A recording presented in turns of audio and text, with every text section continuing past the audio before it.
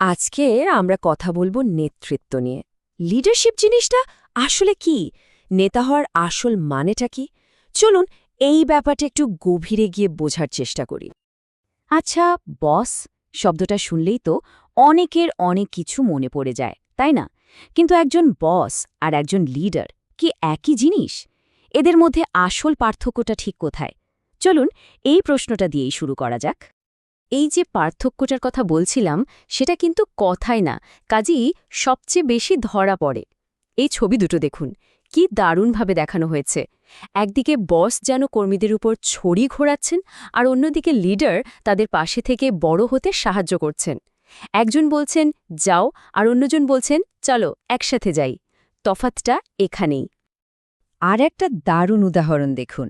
বস সব কৃতিত্ব একা নিতে চান, সব সময় বলেন আমি, আর লিডার তিনি বলেন আমরা, কারণ তিনি জানেন সাফল্যটা পুরো দলের। এই আমি আর আমরার পার্থক্যটাই কিন্তু বিশাল, আর এটাই আমরা সামনে আরও ভালোভাবে বুঝব। তো বস নাকি লিডার? চলুন এই মৌলিক পার্থক্যগুলো একটু গুছিয়ে দেখা যাক। এই যে দেখুন, পার্থক্যগুলো একেবারে পাশাপাশি সাজানো। বস কি করেন? কর্মীদের ওপর জোর খাটান, ভয় দেখান, দোষারোপ করেন আর খালি আদেশ দেন। অন্যদিকে লিডার কি করেন? তিনি কোচিং দেন, উৎসাহ যোগান, সমস্যার সমাধান করেন আর জিজ্ঞাসা করে সবার মতামত নেন। মানে পুরো অ্যাপ্রোচটাই কিন্তু আলাদা। একজন কর্তৃত্ব দেখাচ্ছেন আর একজন সবাইকে ক্ষমতা দিচ্ছেন। তাহলে বস আর লিডারের পার্থক্য তো বোঝা গেল। এখন প্রশ্ন হল, একজন ভালো কার্যকরী লিডারের মূল বৈশিষ্ট্যগুলো আসলে কি কি? চলুন সেই রূপরেখাটা দেখা যাক। এখানে একটা খুব গুরুত্বপূর্ণ কথা আছে। অনেকেই ভাবেন লিডারশিপ হয়তো জন্মগত একটা ব্যাপার, কিন্তু সত্যিটা হলো ভালো লিডার জন্মায় না, তৈরি হয়। মানে এটা একটা স্কিল যা চেষ্টা করলে যে কেউ অর্জন করতে পারে। শুধু দরকার ইচ্ছা আর লেগে থাকার মানসিকতা। এই লিডারশিপ শব্দটা দিয়েই কিন্তু এর মূল গুণগুলো মনে রাখা যায়। দেখুন, প্রত্যেকটা অক্ষর দিয়ে একটা করে বৈশিষ্ট্য বোঝানো হয়েছে। যেমন এল দিয়ে লয়্যালটি বা বিশ্বস্ততা, ই দিয়ে এমপ্যাথি বা সহানুভূতি, আবার পি দিয়ে প্যাশন। কি দারুণ একটা মনে রাখার উপায়, তাই না? এক কথায় বলতে গেলে একজন লিডারের মধ্যে বেশ কিছু গুণ থাকাটা অপরিহার্য। যেমন ধরুন সততা, আত্মবিশ্বাস, সহানুভূতি আর অবশ্যই জবাবদিহিতা। অন্যদের প্রতি সম্মান আর বিশ্বাসযোগ্যতা তো থাকতেই হবে। এগুলোই কিন্তু একজন ভালো লিডারের আসল ভিত্তি। এত সব গুণের মধ্যে দুটো জিনিস কিন্তু সবচেয়ে বেশি জরুরি। এক হলো বিশ্বাস আর দুই হলো যোগাযোগ। গবেষণা বলে কর্মীরা কতটা সন্তুষ্ট তা বোঝার সবচেয়ে ভালো উপায় হলো তাদের মধ্যে বিশ্বাস কতটা আছে তা দেখা। আর এই বিশ্বাসটা তৈরি হয় একমাত্র ভালো যোগাযোগের মাধ্যমে। এই কথাটা আমার খুব পছন্দের। লিডার তিনি, যিনি পথ চেনেন, সেই পথে চলেন এবং পথ দেখান। এর মানে হল একজন সত্যিকারের লিডার শুধু দূর থেকে নির্দেশ দেন না, তিনি নিজে পথটা চেনেন, নিজে সেই পথে হাঁটেন এবং তারপর অন্যদেরও পথ দেখান। কিন্তু আজকের দিনে নেতৃত্ব তো আর শুধু একটা অফিস বা দেশের মধ্যে সীমাবদ্ধ নেই। সারা বিশ্বজুড়ে কাজ করতে গেলে নতুন কিছু চ্যালেঞ্জ আসে। চলুন সেই দিকটা একটু দেখি। দেখুন, বিশ্বটা কিন্তু খুব দ্রুত বদলে যাচ্ছে। ব্যবসার কেন্দ্র এখন আর শুধু পশ্চিমের দেশগুলো নেই। এশিয়ার প্রভাব বাড়ছে, যা একটা নতুন ভারসাম্যপূর্ণ বিশ্ব তৈরি করছে। তাই একজন আধুনিক লিডারের জন্য গ্লোবাল বা বৈশ্বিক দৃষ্টিভঙ্গি থাকাটা এখন মাস্ট।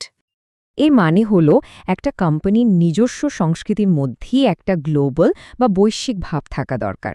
মানে শুধু একটা দেশের সংস্কৃতি মেনে চললে হবে না, এমন একটা সংস্কৃতি তৈরি করতে হবে যা সারা বিশ্বের সাথে তাল মিলিয়ে চলতে পারে। তো এই গ্লোবাল মাইন্ডসেটটা কিভাবে তৈরি করা যায়? এর জন্য সহজ 3টে ধাপ আছে। প্রথমত, বুঝতে হবে যে ক্ষমতার ভারসাম্য এখন বদলে গেছে। দ্বিতীয়ত, যেখানেই কাজ করা হোক না কেন সেখানকার স্থানীয় নিয়মকানুন আর সংস্কৃতির প্রতি সংবেদনশীল হতে হবে। আর সবশেষে বিভিন্ন অঞ্চলের সেরা অভ্যাসগুলো নিয়ে একটা সমন্বিত সংস্কৃতি তৈরি করতে হবে।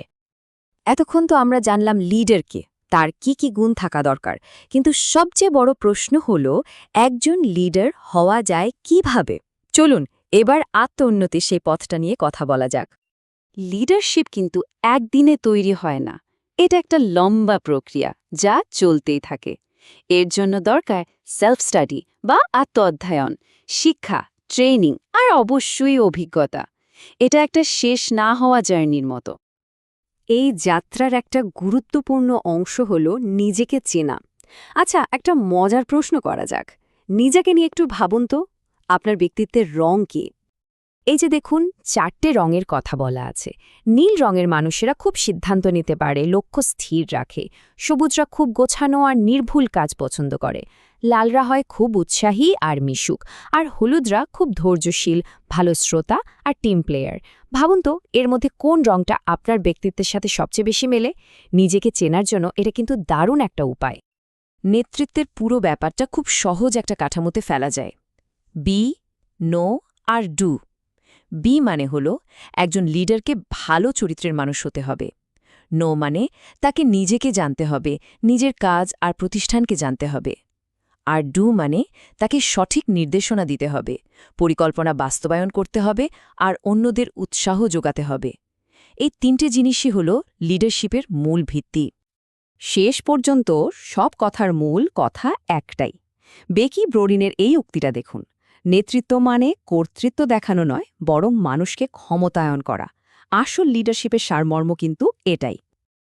আর এটা শুধু আজকের কথা নয়, ভবিষ্যতের কথাও। বিল গেটস যেমনটা বলেছেন, আগামী দিনে লিডার হবেন তারাই যারা অন্যদের ক্ষমতা দিতে পারবেন, তাদের এগিয়ে যেতে সাহায্য করবেন। ক্ষমতায়নই হল ভবিষ্যতের লিডারশিপ। তাহলে আমাদের আলোচনার শেষে এসে একটা প্রশ্ন থেকে যায়। আমরা তো দেখলাম যে লিডার তৈরি হয়, জন্মায় না। যদি তাই হয়, তাহলে এই লিডার হওয়ার পথে প্রথম পদক্ষেপটা কি হওয়া উচিত? এই প্রশ্নটা রইল ভাবার জন্য।